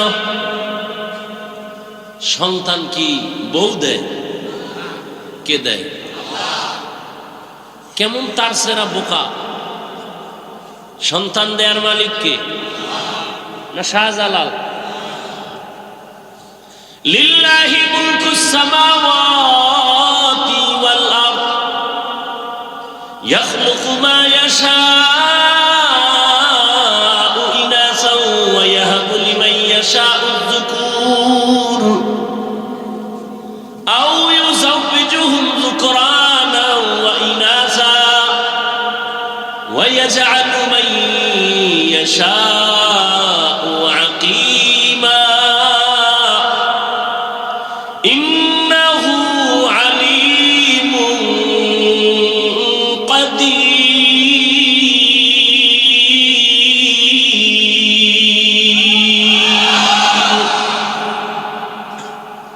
আসমান জমিনের মালিক কে? খালি মানুষের পাওয়ারের মালিক জনগণ।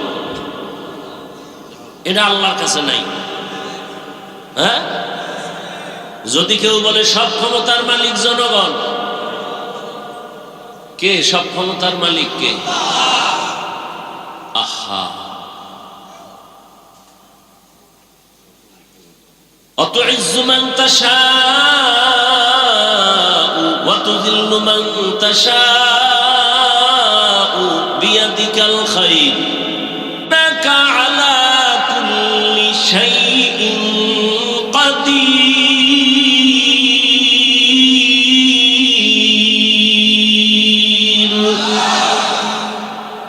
ক্ষমতার মালিক। কাদের কুদরত দারি বর কামাল, আনতা রব্বি আনতা হাসবি জুল জালাল তুহি কাদের জলিলুল্লাহ জাহাদা বহর হালে তুহি মেরা নেগাহদা। কষ্ট হইতেছে না?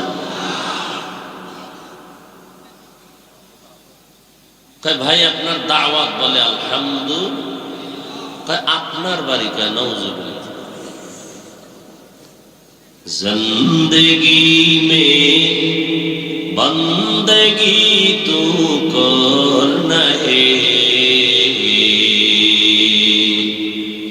जिंदगी में बंदगी तू करना है, जिंदगी बे बंदगी शर्मिंदा है, जिंदगी बे बंदगी शर्मिंदा है। दुनिया में हो दुनिया का तलबगार न हो,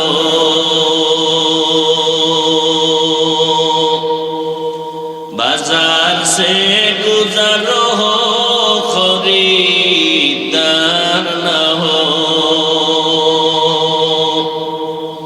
ये दुनिया एक मिसल कागज फूल है, ये दुनिया एक मिसल कागज फूल है, जिंदगी में बंदगी तू करना है,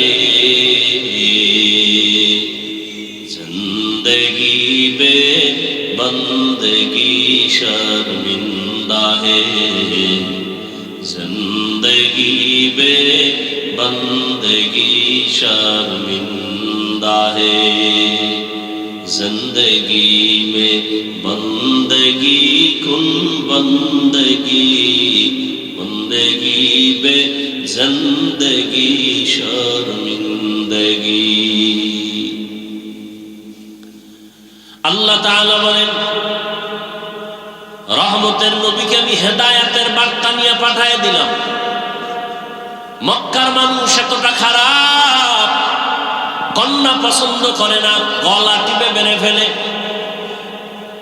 কন্যা সমাজের বোঝা। অথচ আল্লাহ বলেন, সন্তান আমি দেই, কাউকে ছেলে দেই, কাউকে মেয়ে দেই, কাউকে দুটোটা দেই, কাউকে কোনোটাই দেই না। রহমতের নবী বলেন, আমার একটা ছেলেও নাই, আমি 4 কন্যার বাবা। ও দুনিয়ার কন্যার বাবারা, শুকর আদায় করিও। যদি একটা কন্যা পাও, শুকর আদায় করো, তুমি একটা জান্নাতের মালিক হয়ে গেছো। দুটো কন্যা যদি পাও, শুকর আদায় করিও, তুমি 2 জান্নাতের মালিক। কন্যা হলে লাভ না ক্ষতি? কন্যা ছেলে হলে লাভ, কামাই করে খাওয়াবে। কয়জনে যে খাওয়ায়, বিয়া করলেই নাই, বউ নাই, ছেলেও নাই। বিষয় কি কয়, ঘরে আনছে ডানা কাটা ভরি। কি কাটা ভরি? ডানা কাটা ভরি আনার পরই ঘরে কয়, তোর বাবার ডানা ভালো না, কেটে ফেল। তোর মায়ের ডানাও খারাপ, চল। কই যাবো? কয় যশোর শহরে ফেলাক ভাড়া ল। তোর মা বাবার ডানা ভালো না। কিছুদিন ওখানে ঘুরে ফিরা, এবার স্বামীরটা খাইয়া চুষে চুষে কয়, এবার তোর ডানাও খারাপ, হিজরত করে গেলাম। আছে না নাই? ডানা কাটা বুড়ি, এটার ব্যাখ্যা কি আমি বুঝি না। আল্লাহ হেদায়েত দান করুন। সন্তান দেওয়ার মালিক কে? ছেলেকে দেন, মেয়েকে দেন, দোনোটাকে দেন, কোনোটাও দেন না। ক্ষমতা কার?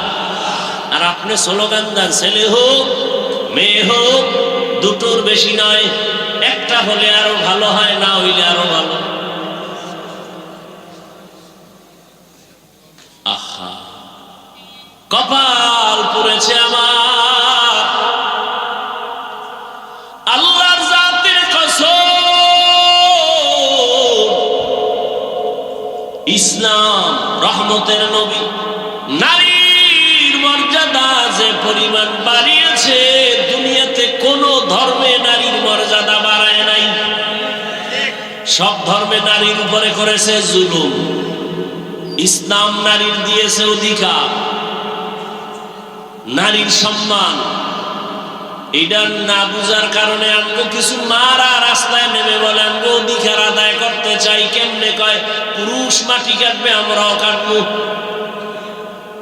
অধিকার আদায় করে। আল্লাহ হেদায়েত দান করেন। একটা সন্তান, কন্যা সন্তান বাবার ঔরসে থাকবে সম্মান, বাবা তার রক্ষণাবেক্ষণ করবে। মেয়েটা বিয়া দেওয়া পর্যন্ত কোনো চাপ দেওয়া যাবে না, কষ্ট দেওয়া যাবে না। স্বামীর ঘরে যাবে, স্বামী তার লালন পালনের ভরণ পোষণের দায়িত্ব নিবে, স্ত্রী কোথাও কষ্টের কাজ করবে না। আবার যখন বৃদ্ধা হয়ে যাবে, সন্তান মায়ের খেদমত করবে। আল্লাহর ইবাদতের পরে মায়ের খেদমত। ওয়া কাযা রাব্বুকা আল্লা তা'বুদু ইল্লা ইয়াহু ওয়া বিল ওয়ালিদাইনি ইহসানা। আল্লাহর ইবাদতের পরে মা বাবার সাথে ইহসান করো হে সন্তান। ধমক দিয়ে মা বাবার সাথে কথা বলবা না, এমন কোন আচরণ করবা না যে মা কষ্ট পেয়ে বলবে আহ বা ও। আল্লাহ হেদায়েত দান করুন। এরে আমার কলিজার যুবক, মা বাবার দোয়া ছাড়া কসম আল্লাহর জীবন সফল কারো হবে না। তুমি জানো না ওই মা কত রাত ঘুমাতে পারে না, তোমাকে আমাকে ঘুম পাড়াইতে গিয়া নিজে ঘুমায় না। কি কষ্ট জীবনে মাকে দিয়েছো।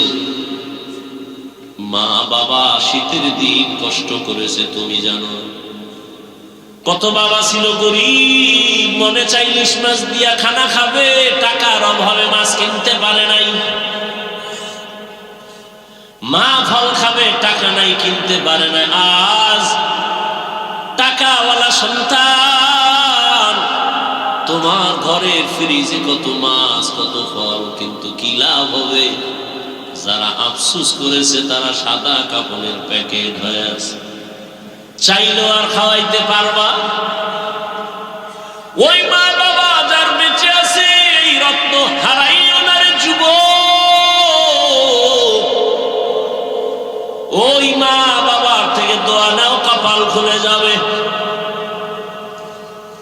জাকির নায়ক একজন ডাক্তার, আর আমার দেশের তাসলিমা নাসরিনও একজন ডাক্তার।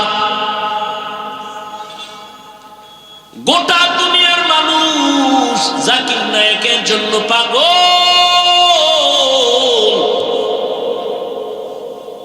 টাকার গরমে, ক্ষমতার গরমে। আর তাসলিমা নাসরিনের জন্য মানুষ ধিক্কার জানায়। ও মইরা গেল, ওর লাশটা বাংলাদেশে আর হয় না। ভাইরা আমার, আল্লাহ তাআলা বলেন, রহমতের নবীকে দুনিয়ায় যখন আমি পাঠাইলাম, মক্কার অবস্থা বড় খারাপ। এতটা করুণ এই মক্কার মানুষের চরিত্র, এত খারাপ। কন্যা সন্তান পছন্দ করে না। কন্যা হলে বাবা পাগল। কত বাবা আপন কন্যাটার গলা টিপে দুনিয়াতে পাথর চাপা দিয়া মেরে ফেলেছে। অথচ তাকায় দেখছি যার ঘরে ছেলে আছে মেয়ে আছে, খবর নিয়ে দেখে একটা ছেলের অন্তরে যেই পরিমাণ বাবার প্রতি মায়া ভালোবাসা, এর থেকে শতগুণ মায়া একটা মেয়ের অন্তরের ভেতরে চলে। মা বাবা অসুস্থ হয়ে গেলে ছেলে বলে সুস্থ হয়ে যাবে, আর মেয়েটা যদি শ্বশুর বাড়ি থাকে পাগলের মতো কান্না করে, আমার আব্বার কি হালাত, পাগলের মতো দৌড়ায়, আমার আব্বা অসুস্থ, ঘরে থাকতে চায় না, পাগলের মতো হয়ে যায়। রহমতের নবী বলেন আমিও চার কন্যার বাবা, আমার কন্যার কথা যখন মনে করে সহ্য করতে পারি না। আমার কনিষ্ঠ কন্যা ফাতেমা, নবী কোথাও যদি যাইতেন সর্বশেষ ফাতেমার থেকে বিদায় নিয়ে যাইতেন, আবার দাওয়াতের কাজ শেষ করে যখন রহমতের নবী বাসায় ঢুকতেন, সবার আগে ফাতেমার ঘর দিয়া তারপরে নবী বাসায় যেত। একদিন নবী আসছে, তার নাতি হাসান হুসাইনের খবর নেই, ফাতেমার খবর নেই। আজ নবী ঘরে দরজায় সালাম দিছে, আসসালামু আলাইকুম ইয়া আহলাল বাইত। ঘরের থেকে কোনো আওয়াজ নাই, নীরব নিস্তব্ধ। ও পর্দার আড়ালের মা বোনেরা ভালো করে শুনেন, রহমতের নবী ফাতেমার বাড়ির দরওয়াজায় দাঁড়িয়ে সালাম দিতেছেন, কোনো জবাব নাই। আবার আওয়াজ দিলেন, আসসালামু আলাইকুম ইয়া আহলাল বাইত। ও ঘরওয়ালা, দরজা খোল। এখনো কোনো আওয়াজ নাই। মায়ার নবী আবার পেরেশান হয়ে গেলেন, নাকি আমার নাতিও মারা গেল, না আমার ফাতেমাও মারা গেল। আবার আওয়াজ দিলেন, আসসালামু আলাইকুম ইয়া আহলাল বাইত। ঘর থেকে আওয়াজ আসতেছে ফাতেমার কচি কণ্ঠ। রহমতের নবী, ঘরের মধ্যে চুপচাপ বসে আছি, দয়া করে আজ দেখা দিয়েন না, আপনার সামনে দাঁড়াবার মতো কোনো কাপড় আমার নাই। রহমতের নবী কান্না করে। রহমতের নবী একটা চাদর দিয়ে কয়, মা চাদর পরে আসো। দরজা খুলে দেখে সামনে মাটির উপরে ফ্লোরে নাতি হাসান একদিকে ঘুমায়, হোসাইন একদিকে ঘুমায়। নানার কণ্ঠের আওয়াজ পাইয়া হাসান হুসাইন লাফ দিয়ে উঠে নানার গলা জড়ায় কাঁদে আর কয়, ও নানা, আব্বুর বিচার করো, আমাদের আজ খানা দেয় নাই, আমরা না খেয়ে কান্না করে করে মাটির মধ্যে পড়ে গেলাম। ফাতেমাও কাঁদে, হাসান কান্দে, নবীও কান্না করে। এমন করুণ হালাত। ফাতেমা রাদিয়াল্লাহু আনহা বলেন, রহমতের নবী ঘরের চুলায় আগুন জ্বলে না, খানা নাই। আমার সন্তান আপনার নাতি হাসান হুসাইন কাঁদতেছে, কি দিব? পাতিলার মধ্যে পাত্রে পানি গরম করে সান্ত্বনা দিয়েছি, একটু অপেক্ষা কর, খানা রেডি হবে তারপরে খাবে। ওরা কান্না করতে করতে মাটির মধ্যে ঘুমিয়ে পড়েছে। রহমতের নবী কান্না করে, নবী খেজুর বের করে দিলে, নেও খেজুর, আমি খাই, তোমরাও খাও। রহমতের নবীর বরকতি হাত মুবারকের খেজুর খেয়ে 3 দিন 4 দিনের ক্ষুধা জাগায় নিবারণ হয়ে গেল।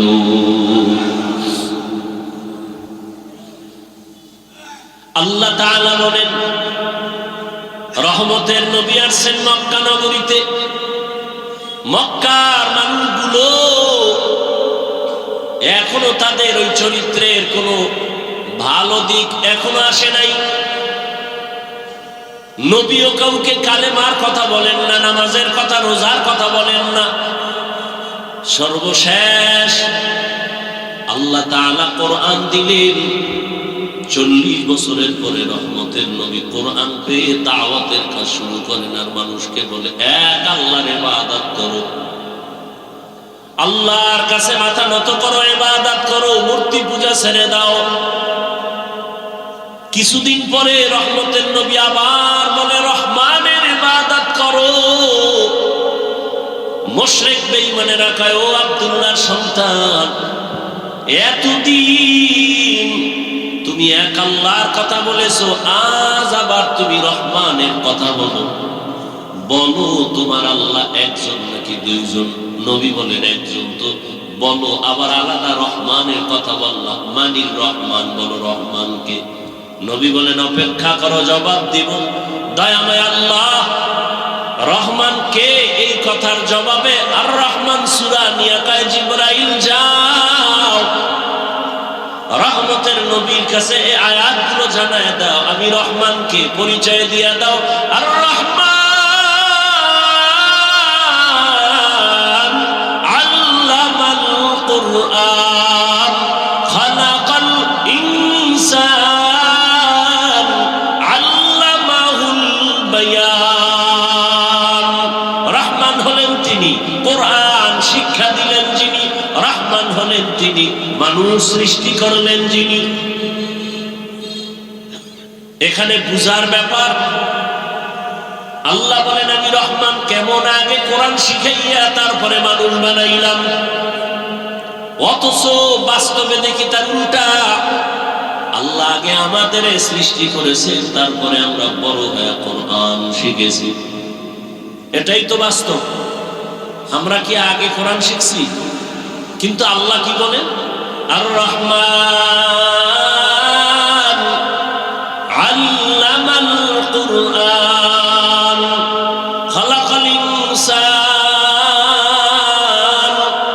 আল্লামাহুল বায়ান। আমি এমন রহমান, আগে কোরআন শিখাইয়া পরে তোমাদের মানুষ বানাইছি। আল্লাহর কথাই ঠিক, আমাদের বুঝের অভাব। মুফাসসিরিনে কেরাম বলেন আল্লাহ কেন বললেন আগে কোরআন শিখাইলাম পরে মানুষ সৃষ্টি করলাম? তার কারণ হলো আল্লাহর আদালতে সব মানুষ জান্নাত পাবে না। বলে তাহলে কোন মানুষ পাবে? বলে দুনিয়াতে মানুষ আবার কয়েক ভাগে ভাগ করে। একদল বংশগত মানুষ, আর একদল জন্মগত মানুষ, আর একদল হলো গুণের মানুষ, গুণগত মানুষ। আল্লাহর কাছে বংশ পরিচয়ের মানুষটা জান্নাত পাবে না, জন্মের পরিচয়ের মানুষটা জান্নাত পাবে না, একমাত্র গুণের মানুষ জান্নাত পাবে। এবার বুঝার চেষ্টা করি গুণের মানুষ কাকে বলা হয়। আদম নবী আমাদের বংশদাতা বাবা, তার বংশে আমরা আছি, আমরা বংশগত মানুষ। এই পরিচয়ে জান্নাত পাওয়া যাবে না, কারণ আদমের বংশে জন্ম নিলেই যদি জান্নাত পায় তো হিন্দুরাও পাবে, বৌদ্ধরাও পাবে, ইহুদিরাও পাবে। এই পরিচয় হবে না। আমার বাবার ঔরসে আমার জন্ম, আমি জন্মসূত্রে সন্তান, এই পরিচয়ে জান্নাত পাওয়া যাবে না। একমাত্র গুণগত মানুষগুলো জান্নাত পাবে। গুণের মানুষ বুঝার জন্য একটা মূলনীতি মনে রাখবেন। দুনিয়াতে যত বস্তু বানায়, বানানোওয়ালারা এমনি বানায় না, কোনো কাজের জন্য। যেমন আমি মাউথ নিয়ে কথা বলি, মেশিনে টাইনা হরেন থেকে কথাটা অনেক দূরে ভাষায় দিতেছে। এক কথায় মাইকওয়ালা মাইক যখন বানাইছে, কি কাজের জন্য? বলে আওয়াজটা দূরে নেওয়ার জন্য। কথা ঠিক না? আজীবন মনে রাখবেন, যেই বস্তুটা যেই কাজের জন্য বানায় ওই কাজটাই হলো ওই বস্তুর গুণ। বলেন তো মাইকের গুণ কি? আওয়াজ দেওয়া। বাতিওয়ালা বাতি বানাইছে কেন? আলো দেওয়ার জন্য। তাহলে বাতির গুণ কি? আলো দেওয়া। পাখাওয়ালা পাখা বানায় কেন? বাতাস দেওয়ার জন্য। পাখার গুণ কি? বাতাস দেয়া। মাইক যদি আওয়াজ না দেয় বলবে এটাকে ভেঙে ফেলে দাও, এটা গুণের মাইক না। বাতি যদি আলো না দেয় বলবে এটা ফেলে দাও, এটা গুণের বাতি না। এবার আমাকে জবাব দেয়, দয়াময় রব্বুল আলামিন মানুষ কেন বানাইছেন? কি বিড়ি টানার জন্য, আলেমরে গালি দেওয়ার জন্য, মা বাবার সাথে বেয়াদবি করার জন্য? কেন বানাইছেন? ওয়ামা খালাকতুল জিন্না ওয়াল ইনসা ইল্লা লিয়াবুদুন।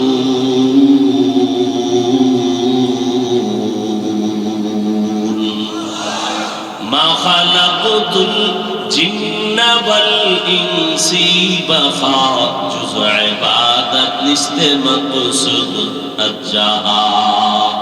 দয়াময় আল্লাহ মানুষ বানাইছেন ইবাদতের জন্য। কোন কাজের জন্য? ইবাদত। অতএব মানুষের গুণের নাম হলো ইবাদত। আল্লাহ ইবাদতের জন্য মানুষ বানিয়েছে। ভালো করে খেয়াল করেন, তাহলে মানুষের গুণের নাম। এখন এই ইবাদতটা কি মন গড়া না কোনো নিয়ম আছে? আছে, আছে। তাই নিয়ম জানতে হলে কোথায় যাও? বলে কোরআন ধরো। সব নিয়ম কোথায় আছে? কোরআন বুঝি না কেমনে? কয় হাদিস ধরো, কোরআনের ব্যাখ্যা হাদিস। বলে কোরআন হাদিস কিছুটাই পারি না। বলে কোরআন হাদিস বুঝার জন্য উলামায়ে কেরামের কাছে যাও। উলামায়ে কেরামের থেকে কোরআন হাদিসের ব্যাখ্যা যাই না, নিয়ম অনুযায়ী ইবাদত করলে তুমি গুণের মানুষ। গুণের মানুষ হলেই তুমি বিনা হিসাবে জান্নাতি। হাদিস কোরআন বুঝতে হলে লাগবে উলামা। তাহলে সব কথার মূল কি? কোরআন হাদিস না বুঝা ইবাদত হয় না। ইবাদত না করলে গুণের মানুষ, গুণের মানুষ না হলে জান্নাত কপালে আসবে। এদিকে ইঙ্গিত করে আল্লাহ কয়, কোরআনের মাধ্যমে ইবাদত করিয়া যারা গুণের মানুষ হবে তারা জান্নাতি। আল্লাহ বলেন, এদিকে ইঙ্গিত করে বললাম আমি আগে মানুষ বানাই নাই, আগে কোরআন শিখায় তারপরে মানুষ বানাইছি। ও আল্লাহর বান্দারা, এই গুণের মানুষ তৈরি হওয়ার ফ্যাক্টরির নাম হলো মাদ্রাসা। সারা দুনিয়ার বেঈমান আর মুনাফিকরা পাগল হয়ে গেছে, মাদ্রাসা তালা লাগাও, মাদ্রাসা বন্ধ করো। কি এইবার শিখবে কি? শিখবে স্কুলে কি? সরাতে অজাগর, সরাতে আফা, কথা বলেন। আর মাদ্রাসায় কি পড়ে? সরাতে ওযু, সরাতে আল্লাহ। ঠিক নেই? হ্যাঁ, স্কুলে পড়ো বাধা নাই, কলেজে পড়ো বাধা নাই, ডাক্তার হও, ইঞ্জিনিয়ার হও, প্রফেসর হও। তবে আদর্শ গুণের মানুষ হতে হলে উলামায়ে কেরামের ছোঁয়া লাগাও। উলামায়ে কেরামের ছোঁয়া পাইয়া স্কুল কলেজের ছাত্ররা নামাজি। বলেন, ডাক্তার, প্রফেসর, ইঞ্জিনিয়ার, আলেম ওলামাদের ছোঁয়া পেয়ে 5 ওয়াক্ত নামাজি আসেনি। অতএব স্কুলে পড়া খারাপ। কত যুবক রাস্তায় গাড়ি চালায়, নামাজ পড়ে নাই? নদীর মধ্যে মাছ ধরে নামাজ পড়ে, কৃষি কাজ করে নামাজ পড়ে, র্যাব, আর্মি, পুলিশ, বিডিআরের চাকরি করে নামাজ পড়ে। ও পর্দার আড়ালের আম্মা জান, আপনার মতো কত মা, কত বোন এই এলাকায় আছে নামাজি পর্দাওয়ালা নাই? এবার তাদেরকে বলবো, যারা পর্দা করেন না, নামাজ পড়েন না, দাড়ি রাখেন না, ও যুবকেরা, আপনার কপাল এত খারাপ কেন? আপনার মতো যুবকটা যদি রাস্তায় গাড়ি চালায়, নামাজ পড়ে, কলেজে পড়ে নামাজ পড়ে, ডাক্তার নামাজ পড়ে, আপনার কপাল কেন খারাপ? ও মা, আপনার মতো মা যদি নামাজ পড়তে পারে, আপনি কেন বেপরদায় রাস্তায় ঘুরেন, মার্কেটে দৌড়ান? এখনো সময় আছে, গুণের মানুষ হইয়া কবরে যান, সন্তানটাকে কোরআন পড়ায় আদর্শ ডাক্তার বানায় দেন। ও যুবক, মা বাবার দোয়া নিয়ে ডাক্তার হও, জীবন ডাক্তার জাকির নায়েকের মতো হবে। আর যদি বেয়াদবি করো মা বাবার সাথে, আলেমদের সাথে, শিক্ষকের সাথে, তাসলিমার পরিণাম ফল হবে। এখনো সময় আছে, তওবা করো, মনে মনে আল্লাহকে বলো, আর নামাজ ছাড়বা না, দাড়ি কাটবা না, বেপরদায় চলবা না, মা বাবার দোয়া, শিক্ষকের দোয়া, উলামায়ে কেরামের দোয়া নিয়ে চলবা, নবীর আদর্শ মেনে চলবা। মা বোনেরাও তওবা করেন, আর বেপরদায় চলবেন না। সন্তানটাকে কোরআনওয়ালা বানাবেন, ডাক্তার, ইঞ্জিনিয়ার বানাবেন, পর্দা করবেন, স্বামীর মাল হেফাজত করবেন। মুরব্বীরাও তওবা করেন, আর নামাজ ছাড়বেন না, বেপরদায় চলবেন না। সন্তানটাকে আদর্শ ইঞ্জিনিয়ার, প্রফেসর, ডাক্তার বানাবেন। তওবা করার মতো যদি অন্তর থাকে, মুনাফিকি না থাকে, খাঁটি তওবার নিয়তে দুটো হাত আল্লাহকে দেখায় দেই। আয় আল্লাহ হাতগুলো কবুল করে নেন, তওবা কবুল করে নেন, তওবার উপরে মজবুত হয়ে চলার তৌফিক দান করেন। আমিন। আলহামদুলিল্লাহি রাব্বিল আলামিন। والصلاة والسلام على سيد الأنبياء والمرسلين وعلى آله وأصحابه أجمعين يا أرحم الراحمين يا أرحم الراحمين يا أرحم الراحمين رب ارحمهما كما ربياني صغيرا اللهم إنك عفو كريم تحب العفو فاعف عنا اللهم إنا نسألك رضاك والجنة ونعوذ بك من سخطك والنار اللهم إنا نعوذ بك من البرص والجنون والجذام وسيء الأسقام رب العالمين মেহেরবানি করে আপনি আমাদেরকে মাফ করে দেন, ওলামায়ে কেরামদের কবুল করে নেন, মুরব্বী হাজী সাহেব ব্যবসায়ী চাকরিজীবীদের কবুল করে নেন, যুবক ছাত্রদের কবুল করে নেন, পর্দার আড়ালের মা বোনদের কবুল করে নেন, মাদ্রাসা কবুল করে নেন, এলাকাবাসীকে কবুল করে নেন। আয় আল্লাহ গুনাহমুক্ত তওবাওয়ালা জীবন দান করেন। আয় আল্লাহ আয়োজনকারী সহযোগিতাকারী দান সদকাকারীদের কবুল করে নেন, এলাকার ঘরে ঘরে শান্তি দান করেন। আমার কলিজার যুবকদের 5 ওয়াক্ত নামাজি কোরআন পড়নেওয়ালা বানায় দেন, মোবাইলের গুনাহ থেকে আমাদের হেফাজত করেন, লেখাপড়া যারা করে পরীক্ষার্থী কামিয়াবি দান করেন, সারা দুনিয়ার মানুষকে আপনি শান্তি দান করেন। যুদ্ধরত অবস্থা থেকে জাতিকে স্বাভাবিক জীবনে ফিরায় দেন আল্লাহ। প্রবাসের জীবনে যারা আছে ব্যবসা চাকরিতে বরকত বাড়ায় দেন, হেফাজত করেন। বাংলাদেশ শান্তির দেশ বানায় দেন। আয় আল্লাহ দেশ ও দ্বীনের জন্য যারা জীবন দিল তাদের মাফ করে দেন, এখনো যারা চেষ্টা করে কবুল করে নেন। দয়াময় আল্লাহ যারা চাকরি করে ব্যবসা করে রুজিতে বরকত বাড়ায় দেন, হারাম থেকে হেফাজত করেন, অভাব দূর করে দেন, ঋণ আদায়ের ব্যবস্থা করে দেন আল্লাহ। মা বোনদের কবুল করে আবেদা পর্দাওয়ালা বানায় দেন। আয় আল্লাহ দাম্পত্য জীবন সুখময় করে দেন। আয় আল্লাহ আমাদের আদবওয়ালা বিনয়ী বানায় দেন, বেয়াদবির থেকে হেফাজত করেন। আয় আল্লাহ মাদ্রাসা মসজিদ সহ সমস্ত শিক্ষা প্রতিষ্ঠান নবীর আদর্শে কবুল করে নেন। আয় আল্লাহ ইলম ও হিলম ও হিকমত আমলে বরকত বাড়ায় দেন। উলামা তোলাবা উম্মতের অন্তরে ইজ্জত মুহাব্বত রূপ বাড়ায় দেন।